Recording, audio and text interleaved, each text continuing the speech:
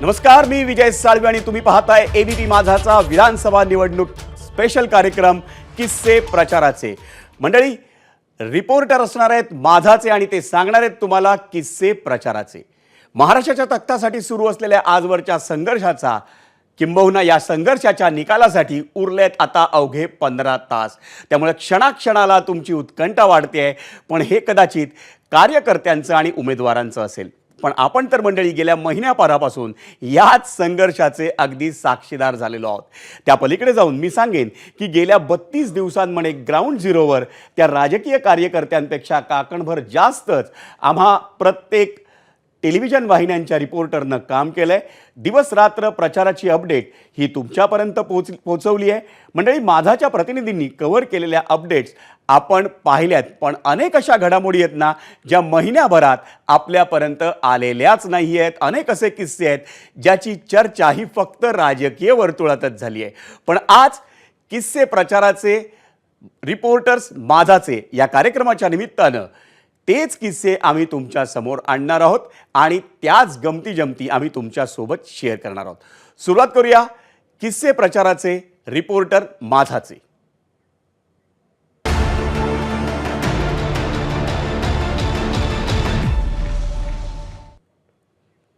आणि मंडळी, किस्से प्रचाराचे रिपोर्टर माझाचे या कार्यक्रमात आपल्यासोबत गप्पा मारण्यासाठी असणार आहे मुंबईहून आपला राजकीय संपादक गणेश ठाकूर, नाशिकमधून असणार आहे मुकुल कुलकर्णी, औरंगाबादमधून असणार आहे कृष्णा केंडे, छत्रपती संभाजीनगरमधून कृष्णा केंडे, नागपूरमधून रजत वशिष्ठ आणि पुण्यामधून मंदार गोंजारी। सगळ्यात पहिल्यांदा मला जायचं आहे मुंबईला गणेश ठाकूरकडे। गणेश, एक वेगळ्या अर्थानं निवडणूक कव्हर तुम्ही सगळे करताय, अशा वेळी तुमच्यासाठी सगळ्यात महत्त्वाची गोष्ट कुठली असेल की ती प्रत्येक विभागामध्ये प्रत्येक शहरामध्ये एक मतदारसंघ महत्त्वाचा असतो आणि तुझ्या दृष्टीनं सगळ्यात महत्त्वाचा मतदारसंघ होता तो म्हणजे माहीम। माहीममध्ये आपल्याला सगळ्यांना माहिती आहे काय झालं ते। ऐनवेळी मनसेने अमित ठाकरेंना उमेदवारी दिली आणि त्याच्यापुढे या प्रचारात कसा रंग भरला, मला वाटतं गणेश तूच सांगशील। विजय, मुंबईची निवडणूक बिग फाईट्समधली सर्वात मोठी फाईट माहीमची होती, कारण अमित ठाकरेंच्या आधी उमेदवारीवर सस्पेन्स होता आणि अमित ठाकरे किंवा माहीमच्या समीकरणावरती भाजप, शिवसेना, NCP आणि मनसे या युतीचा म्हणा किंवा हे समीकरण बसणार का ह्यावरती सगळं अवलंबून होतं। तर अमितच्या उमेदवारी संदर्भातला सस्पेन्स राज ठाकरेंनी आपल्या पहिल्या यादीमध्ये किंवा मुंबईतल्या पहिल्या यादीमध्ये त्यांनी संपवला, मात्र त्याच्यावर सगळं अवलंबून होतं। म्हणून ही जी सुरुवात झाली की शिंदे आणि मनसे एकत्र येणार का, राज ठाकरेंनी ज्यांनी जो भाजप आणि शिंदेविरुद्धचा प्रचार केला किंवा महायुतीच्या विरुद्धही प्रचार केला, त्याचं सगळं गणित माहीमच्यावरती अवलंबून होतं अशी माहिती आहे जी आपण इनसाईड स्टोरी म्हणतो, जी आपण कधी रिपोर्ट करत नाही पण आपण आज किस्से सांगतोय। तर अमितच्या उमेदवारी जाहीर झाल्यानंतर आधी शिंदे, भाजप आणि मनसेची बैठक बोलणी सुरू होती। त्यामध्ये जवळपास 10 जागा राज ठाकरेंनी मागितल्या, त्यावर चर्चा झाली, पण ती चर्चा पुढे गेली नाही आणि ती चर्चा थांबली म्हणून राज ठाकरेंनी 10 जागांवरती आपले उमेदवार दिले। मग त्यानंतर पुन्हा चर्चा झाली, कारण राज ठाकरे म्हणत होते की तुम्ही जर युती करायची किंवा जर सीट आपल्याबद्दल काही चर्चा करायची आहे तर ती पॉझिटिव्ह आणि सेम पेजवर झाली पाहिजे। पण बऱ्याच ठिकाणी शिंदेंचे उमेदवार होते, सिटिंग MLA होते आणि त्या सिटिंग MLAंना डावलणं शिंदेंसाठी खूप अडचणीचं कठीण होतं, कारण कार्यकर्त्यांची भावना होती की आपण आपली जागा सोडायची नाही। आणि सदा सरवडकर तसे सिटिंग MLA होते जे माहीममध्ये होते। सदा सरवडकर शेवटपर्यंत हटली नाहीत। मला जी माहिती मिळते ती अशी आहे की ज्या वेळेला शेवटचा दिवस आपण जो सगळा नाटक जो एक आपण पाहिलं की सदा सरवडकर राज ठाकरेंच्या घरी गेले, आधी वर्षावर गेले, नंतर राज ठाकरे त्यांना भेटले नाही, त्याच्या आदल्या रात्री मनसेकडून बोलणी झाली होती। मला माहिती मिळते की स्वतः एकनाथ शिंदे, राज ठाकरे, श्रीकांत शिंदे सगळे बोलले होते आणि तिथे असं ठरलं होतं की मनसे एकूण 7 जागा आहेत, त्या 7 जागांवर माघार घेईल आणि शिंदे 4 जागांवर आपले उमेदवार जे दिले होते त्यामधली एक माहीमची जागा होती, एक वरळीची जागा होती, एक होती कल्याण डोंबिवलीची, कल्याण ग्रामीणची जागा, अशा एकूण 4 जागा होत्या ज्या मनसेला सोडायच्या होत्या। पण सदा सरवणकर शेवटच्या क्षणापर्यंत पिछे हटले नाहीत आणि राज ठाकरेंनी स्पष्ट सांगितलं की मी एकनाथ शिंदेंशी बोललेलो आहे की आमची एकनाथ शिंदेची चर्चा झालेली आहे, अशा पेजवरती मी पुन्हा उमेदवाराशी बोलणं योग्य नाही, करायचं तर करा, नाही तर आपण लढू. म्हणून तिथं ती भेट झाली नाही आणि नंतर ते गणित तिथं थांबलं.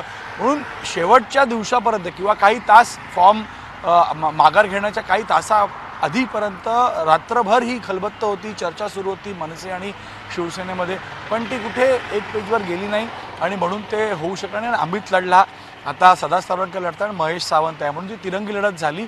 आणि माहीम हे बरंच काही समीकरण महाराष्ट्राच्या दृष्टिकोनातून ह्या तीन पक्षांचं जुळू शकलं नाही असं आपण म्हटलं तर चुकीचं ठरणार नाही. विजय, मला वाटतं गणेश, उद्याच्या महानिकालाकडे खऱ्या अर्थानं माहीमवर सगळ्यांचं लक्ष असेल, पण राज्याचं लक्ष हे मला वाटतं मंदार तू कव्हर केलेल्या बारामतीकडे असणार आहे. महाराष्ट्राच्या राजकारणात बारामतीनं अनेकांची मती गुंग केलेली आहे, पण या निवडणुकीच्या निमित्तानं बारामतीत पुन्हा आपल्याला कौटुंबिक कलह, पक्षातली फूट याचा दुसरा अंक पाहायला मिळाला. लोकसभा निवडणुकीत नणंद भाऊजाई होती आणि आता मंदार काका पुतण्या. काय रंग होता या काका पुतण्याच्या लढाईचा?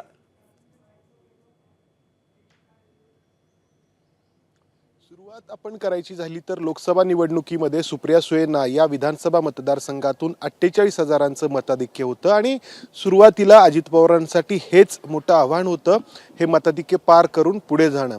आणि त्यासाठी आपण अजित पवारांनी आजपर्यंत बारामतीमध्ये जो प्रचार केला नव्हता तो प्रचार केल्याचं पाहिलं आपण.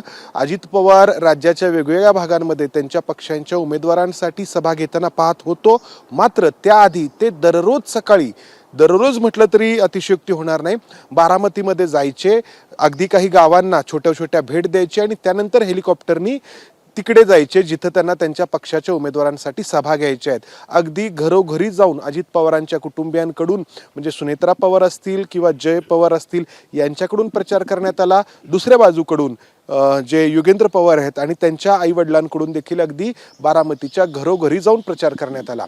गमतीची म्हणजे बारामतीसाठी हे सगळं नवीन आहे, कारण बारामतीचा निकाल याच्या आधी 50-55 वर्ष हा आधीच ठरलेला असायचा.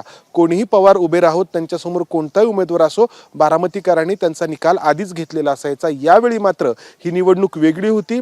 मतदारांनाही वाटलं की आपल्याला काहीतरी महत्त्व मिळतं आहे, असं गमतीनं देखील बोललं गेलं की अरे उमेदवार किंवा त्यांचे कुटुंबीय हे आमच्याकडे खरंच आता अधिक लक्ष द्यायला लागलेले आहेत. ही गंमत आपण बारामतीमध्ये पाहिली.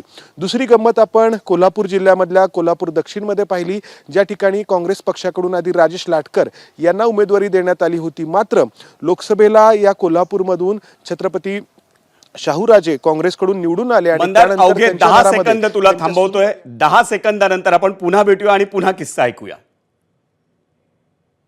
तेरे हौसले में जो बात है भविष्य की बुनियाद है। एसआरजे में हम मानते हैं हमारा स्टील स्ट्रांग जरूर है पर आपसे थोड़ा कम। SRJ making India stronger.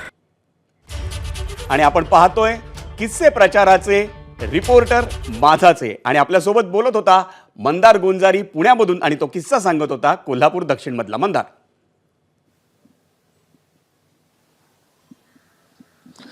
तर आपण पाहिलं विजय की कोल्हापूर दक्षिणमध्ये काँग्रेसकडून आधी राजेश लाटकर यांना उमेदवारी दिली आणि त्यानंतर छत्रपती शाहूराजे जे खासदार बनलेत काँग्रेस पक्षाकडून, त्यांच्या सुनबाई मधुरिमा राजे आणि त्यांचे चिरंजीव मालोजी राजे यांना असं वाटलं की आता वातावरण अनुकूल आहे तर आपण आमदारकी मिळवायला हवी आणि त्यासाठी त्यांनी प्रयत्न सुरू केले आमदारकीचं तिकीट मिळवण्यासाठी. मात्र याला स्वतः शाहूराजेंचाच विरोध होता, ते या उमेदवारीसाठी फारसे अनुकूल नव्हते आणि हा संघर्ष घरातच होता. मात्र हळूहळू या मधुरिमा राजे आणि मालोजी राजे यांच्याकडून उमेदवारीसाठी आग्रह वाढत गेला आणि त्यानंतर मग शाहूराजांनी अशी अट घातली की हे राजेश लाटकर जर उमेदवारी मागे घेतील तर मग आम्ही काँग्रेस पक्षाकडून तुम्हाला उमेदवारी देऊ. हे सगळं प्रकरण गेलं कोल्हापूरच्या काँग्रेसची जबाबदारी असलेल्या सतेज उर्फ बंटी पाटील यांच्याकडे आणि बंटी पाटील यांनी म्हटलं की तुम्ही आपसामध्ये घरामध्ये जे काही निर्णय घेईल तो मला सांगा, त्या पद्धतीने आपण उमेदवार बदलू. आणि त्यानंतर राजेश लाटकर यांची उमेदवारी बदलण्यात आली आणि ती मधुरिमा राजे यांना देण्यात आली. मात्र अट जी घातलेली होती शाहूराजांनी, खासदारांनी, की राजेश लाटकर यांना उमेदवारी मागं घ्यावी लागेल, या राजेश लाटकरांनी कुठेही उमेदवारी मागं घेतली नाही.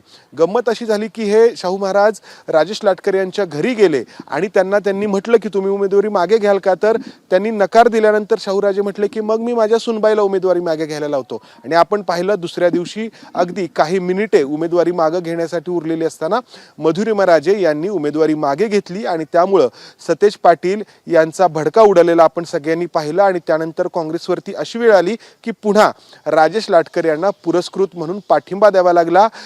प्रियंका गांधी यांनी त्यांच्यासाठी त्या ठिकाणी सभा घेतली. हा सगळा गोंधळ झाला तो या राजघराण्यातील अंतर्गत जे काही आग्रह होते किंवा त्याला होणारा विरोध होता, सुनबाई आणि सासरीबुवा यांच्यामुळे हा सगळा गोंधळ झाला. मात्र तो या काँग्रेस पक्षाला, बंटी पाटील यांना निस्तरावा लागला. ही गंमत आपण ह्या सगळ्या प्रचारादरम्यानची कोल्हापूरमध्ये पाहिली. त्यानंतर इंदापूरमध्ये अनेक किस्से आपल्याला प्रत्येकाकडनं जाणून घ्यायचे. मला जायचंय नागपूरमध्ये रजत वशिष्ठकडे. रजत, खऱ्या अर्थानं प्रत्येक पक्षानं लोकसभेचा निकाल आल्यानंतर प्रत्येक पक्षानं विधानसभा जिंकण्यासाठी कंबर कसली होती, पण या निवडणुकीत त्याच्या आधीच संघानं खूप काही कामाला सुरुवात केली होती, राष्ट्रीय स्वयंसेवक संघानं. नेमकं काय पाहिलंस तू या अख्ख्या निवडणुकीच्या कव्हरेजमध्ये?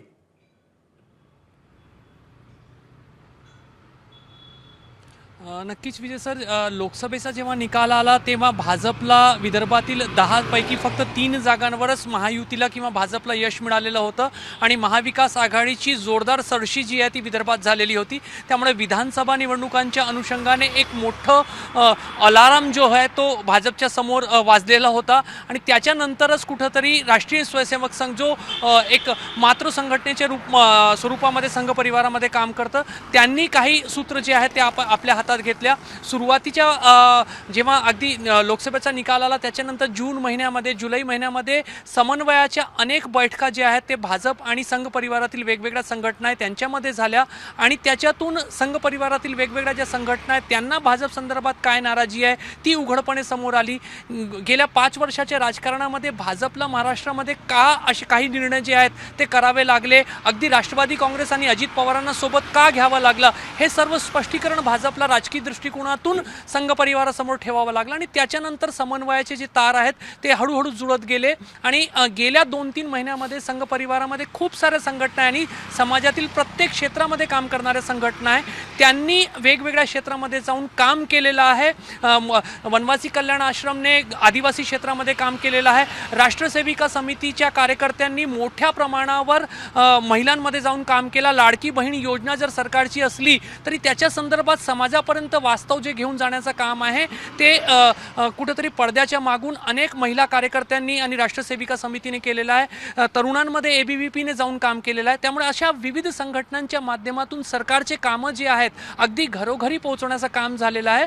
आणि आता जर असं वेगवेगळ्या जे एक्झिट पोलमध्ये निष्कर्ष येत आहेत किंवा संकेत येत आहेत की विदर्भामध्ये काँग्रेसच्या तुलनेमध्ये भाजपला किंवा महायुतीला जास्त जागा मिळू शकतात, त्याचं सत्य जो आहे तो उद्या समोर येईलच. मात्र सध्या जे काही एक विश्लेषण होतं आणि त्याच्यातून जे काही संकेत समोर येत आहेत त्याच्या मागे जर यश मिळणार असेल तर संघाची भूमिका फार महत्त्वाची राहणार आहे. आणि गेल्या 3 ते 4 महिन्यामध्ये संघ परिवाराच्या विविध संघटनांनी भरीव काम पडद्याच्या मागे राहून केल्याचं आम्हाला रिपोर्टिंग करताना स्पष्ट जाणवत होता. अगदी छोट्या छोट्या वस्त्यांमध्ये जाऊन छोट्या छोट्या बैठका 10 सदस्यांच्या, 15 लोकांच्या, 20 लोकांच्या, आपण फक्त मोठ्या सभांकडे लक्ष देतो, मात्र अशा छोट्या बैठका ज्या आहेत त्या हजारोंच्या संख्येने विदर्भातील वेगवेगळ्या गावांमध्ये, शहरांमध्ये होताना दिसून आलं. मला वाटतं रजत, यालाच म्हणतात खारीचा वाटा. आणि कदाचित जर महायुतीच्या बाजूने तू म्हणतोस तसा जर निकाल लागला तर या खारीच्या वाट्याचा उल्लेख नक्कीच करावा लागेल. मला जायचं आहे नाशिकमध्ये मुकुल कुलकर्णीकडे. मुकुल कुलकर्णीकडे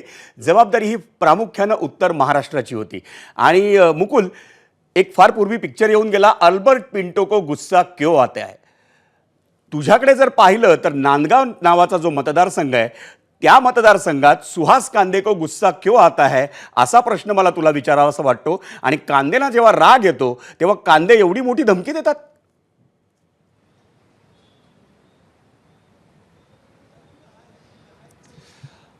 नाशिक जिल्ह्यामध्ये 15 विधानसभा मतदारसंघ आहेत आणि 15 मतदारसंघाचे फ्लेवर्स हे वेगवेगळे आहेत, अंतरंग हे वेगवेगळे आहेत. तसं तुम्ही म्हणालात नांदगाव विधानसभा मतदारसंघ, सुरुवातीला नांदगाव विधानसभा मतदारसंघाची निवडणूक ही एकतर्फी किंवा सहज अशी वाटत होती. मात्र निवडणुकीच्या केवळ 1 ते 1.5 महिना आधी समीर भुजबळ यांची एंट्री झाली. 2 ऑक्टोबरला त्यांनी तिथे स्वच्छता मोहीम राबवली राष्ट्रवादी काँग्रेस पक्षाच्या माध्यमातून आणि नंतर पुढे एक संकेत मिळत गेले की समीर भुजबळ तिथून इच्छुक आहेत.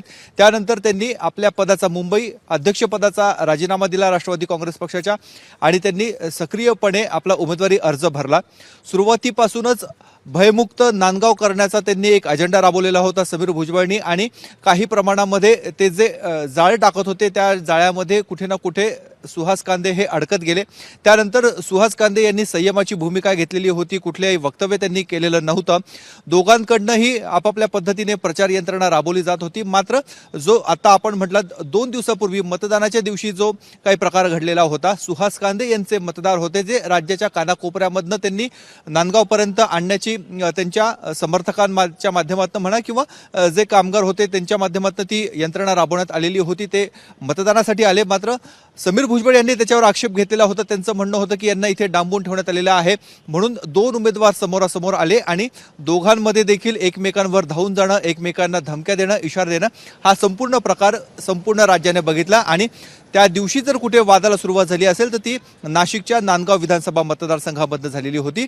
दुसरीकडे हा एक वाद सुरू असतानाच नाशिकमधला दुसरा मतदारसंघ देवळाली विधानसभा मतदारसंघ हा देखील अनेकांच्या भुवया उंचावणारा आणि अनिश्चितपणा दाखवणारा हा मतदारसंघ होता. सुरुवातीला इथे राष्ट्रवादी काँग्रेस अजित पवार गटाच्या सरोज अहिरे या निवडणूक लढत होत्या. त्यांच्या पुढे ठाकरे गटाचे योगेश घोलप माजी आमदार हे सामना करत होते. मात्र ऐनवेळी माजी तहसीलदार राजश्री अहिरराव यांना एबी फॉर्म देण्यासाठी थेट मुंबईहून हेलिकॉप्टर काय नाशिकमध्ये येतं, त्यांना अखेरच्या क्षणाला हेलिकॉप्टरच्या माध्यमातून फॉर्म काय दिला जातो आणि एकूणच संपूर्ण चित्रच बदलून गेलं. त्याला किनार होती समीर भुजबळ यांनी राजीनामा देऊन जी नांदगाव विधानसभा मतदारसंघामध्ये बंडखोरी केलेली होती, कुठेतरी त्यांच्यावर दबाव टाकावा आणि त्या माध्यमातून इकडची पण उमेदवारी मागे घेतली जाईल. परंतु शेवटपर्यंत तसं झालं नाही. ज्या दिवशी माघारी होती त्या दिवशी शिवसेना पक्षाकडनं देखील अहिरराव यांच्याशी संपर्क साधण्यात आला. मात्र त्या कुठे सापडल्या नाही, नॉट रिचेबल राहिल्या आणि त्या थेट सप्तशृंगी देवीच्या चरणापाशी आम्हाला बघायला मिळालेत. त्यानंतर निवडणुकीमध्ये एक एक करत वेगवेगळे रंग हे भरत गेले. शेवटच्या क्षणाला 8 तारखेला शिवसेना पक्षाच्या माध्यमातून आमचा पाठिंबा राजश्री अहिररावांना नाही तर सरोज अहिरे यांना आहे. मात्र हे पत्र ज्यांच्या सहीने होतं, भाऊसाहेब चौधरी जे सचिव आहेत शिवसेनेचे, ते पत्र व्हायरल होता होता दिवस उजाडला 16 तारखेचा. तोपर्यंत बरंच पाणी पुलाखालून वाहून गेलेलं होतं. त्यामुळे टेक्निकली सरोज राजश्री अहिरराव यांची इच्छा असो नसो त्या बॅलेट बॉक्सवर त्यांचं नाव आलं, ईव्हीएम मशीनवर त्यांचं नाव आलं आणि ही निवडणूक पुढे रंगली गेली. आणि अगदी शेवटच्या क्षणी म्हणजे मतदानाच्या आदल्या दिवशी देखील हाच मतदारसंघ गाजला. कारण काही प्रमाणामध्ये पैसे हे आढळल्याचा आरोप करण्यात आलेला होता. त्याच्याशी संबंध हा राजश्री अहिरराव यांचा जोडण्यात आलेला होता. त्यामुळे संपूर्ण निवडणुकीमध्ये जर 2 मतदारसंघ कुठले चर्चेत म्हटले तर एक नांदगाव होता, दुसरा देवळाली होता. आणि आणखी आपल्याला भरपूर किस्से जाणून घ्यायचेत. मुकुल तुझ्याकडनं पण. एबीपी माझा, उघडा डोळे बघा नीट.